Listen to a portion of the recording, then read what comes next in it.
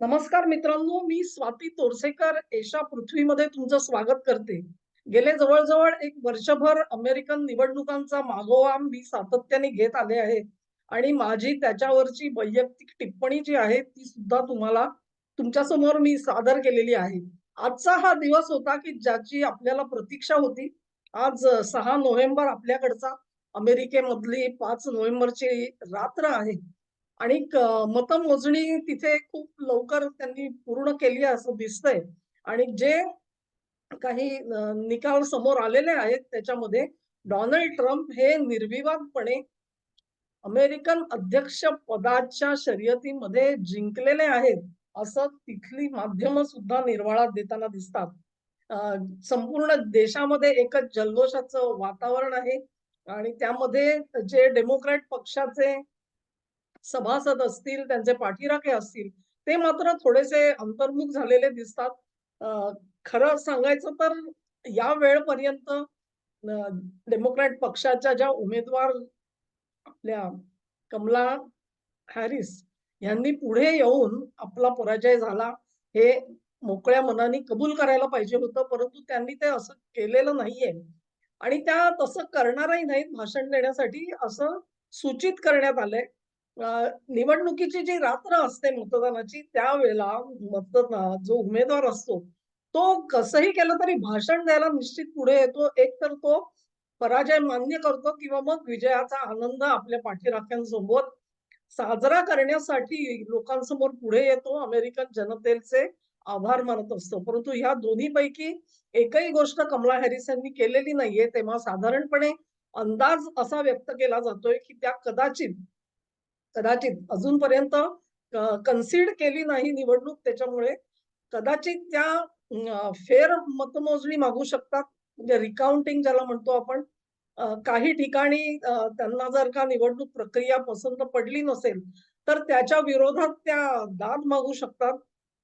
कुठे बोगस मतदान झालं असं जर डेमोक्रॅटिक पक्षाचं म्हणणं असेल आणि त्यांच्याकडे त्यासाठी काही आधार असेल, तर त्या कोर्टामध्येही जाऊ शकतात.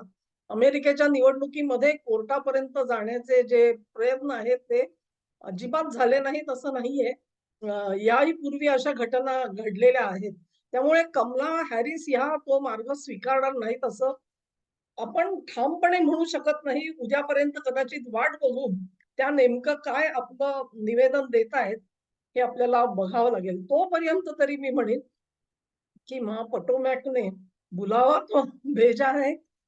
डोनाल्ड ट्रम्प तात्या जिंकलेले आहेत आणि त्याचा एक प्रचंड आनंद आहे लोकांच्या मनामध्ये.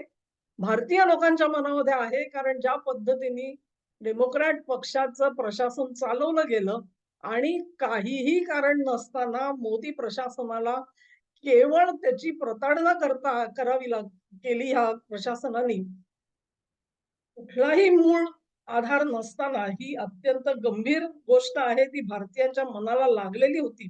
आजपर्यंत असं म्हटलं जातं, की संपूर्ण जो भारतीय समाज अमेरिकेमध्ये राहतो, तो एन ब्लॉक डेमोक्रॅट पक्षाच्या सोबत उभा राहत होता.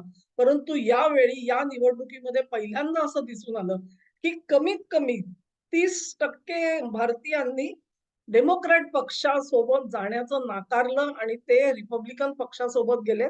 हे प्राथमिक अंदाज आहेत. ह्याच्यामध्ये सुधारणा जरूर होऊ शकते म्हणजे किंवा करेक्शन होऊ शकते रादर. कमी जास्त जे काही असेल ते आपल्याला थोड्याच दिवसामध्ये आपल्या समोर जरूर येईल. परंतु एक जो जोश होता आणि ज्या पद्धतीमध्ये अनेक गोष्टी भारताच्या हिताच्या विरुद्ध झाल्या, परंतु तिथे राहणारे जे मूळ भारतीय वंशाचे लोक आहेत, त्यांच्यासाठी सुद्धा खूप चिंतेच्या गोष्टी झाल्या. नोकरीसाठी गेलेली मुलं, तिथे उच्च शिक्षण घेणारी मुलं, ह्या सगळ्यांचे सुद्धा हित डेमोक्रॅट पक्षाने बघितलेलं दिसत नाही. या सर्वांसाठी एक चांगली बातमी अशी आहे, की इलॉन मस्क ह्यांनी एक निवेदन दिलेलं होतं आणि त्याच्यात ते म्हणाले होते, की अमेरिकेसारख्या देशाला टॅलेंटची गरज आहे. बुद्धिमान माणूस असेल तर त्यांनी अमेरिकेत यावं. त्याची अमेरिकेत येण्याची जी प्रक्रिया आहे, ती अतिशय सोपी केली जावी तरच हा देश पुन्हा उभा राहील. त्यांना बुद्धिवंतांची निकड आहे आणि त्याची कदर करावीशी वाटते. ही गोष्ट इलॉन मस्क यांनी बोलून दाखवली. आज इलॉन मस्क हे डोनाल्ड ट्रम्प यांचे सर्वात जवळचे विश्वासू सल्लागार मानले जातात. आता सुद्धा असं म्हटलं जातं, की निवडणूक आणि त्याचे निकाल आल्यानंतर दोघंही जणांनी ज्या ठिकाणी नियोजित त्यांची भेट व्हायची होती, तिथे दोघंही जण जाऊन पोहोचलेले आहेत आणि पुढची पावलं काय टाकावी लागतील ह्याच्यावर दोघेही विचार करतील. पण एक भारतीय लोकांसाठी ही एक अत्यंत चांगली जी भूमिका इलॉन मस्क यांनी मांडली आहे, तिचा ते पाठपुरावा करतील आणि त्याचे जे रिझल्ट आहेत ते भारतीयांना मिळतील. नोकरीसाठी गेलेली जी मुलं होती, अनेकांना तिथे कायम वास्तव्य करण्यामध्ये रस असतो. पर्मनंट रेसिडेन्सी अगदी प्रत्येकाला नागरिक व्हायचं असतं असं नाही. परंतु ते सुद्धा प्रोसेस इतकी लांबली गेलेली होती, की जवळ-जवळ 100 वर्षाची प्रतीक्षा करावी लागेल तुम्हाला असे रिझल्ट होते आणि हे सगळं कशासाठी? उच्च शिक्षित मुलं तिथे पोहोचलेली होती. चांगल्यापैकी आपलं काम करत होते. परंतु त्यांना अशा प्रकारे पर्मनंट रेसिडेन्सी न देता घुसखोरांना देण्यात आली. ज्या पद्धतीमध्ये ते गुन्हेगार मंडळी सगळी आत आली, त्यांची सरबराई करण्यात आली ह्या सगळ्याची बरोबरची जी एक चीड होती मनामध्ये, ती चीड ह्या मतपेटीमधून व्यक्त झालेली आहे, असं माझं म्हणणं आहे. अनेक गोष्टी आहेत.